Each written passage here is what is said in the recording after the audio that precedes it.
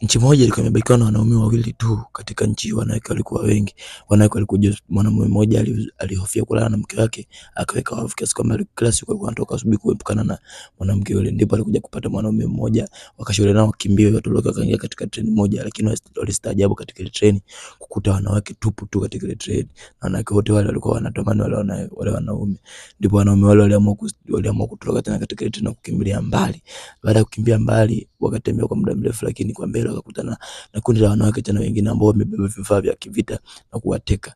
Wanawake wale waliwapa masaa 24 ya kutoroka. Kama wangeweza kutoroka katika mazingira yale, walitembea umbali mrefu sana, lakini wakakutana mbele na wanaume wawili wakinywa mvinyo na kula nyama. Bila kufikiria walienda pale ya kukaa, lakini ghafla wavu ulitondoka kutoka juu na kustaajabu kwamba wale wanaume hawakuwa wanaume, bali walikuwa ni wanawake ambao wamevaa mavazi ya kiume. Wanawake walikuja mbio na kuwapeleka hospitali. Baada ya hapo madaktari au manesi waliwapima na kuonekana wapo vizuri na hata mihogo yao ilikuwa inafanya kazi.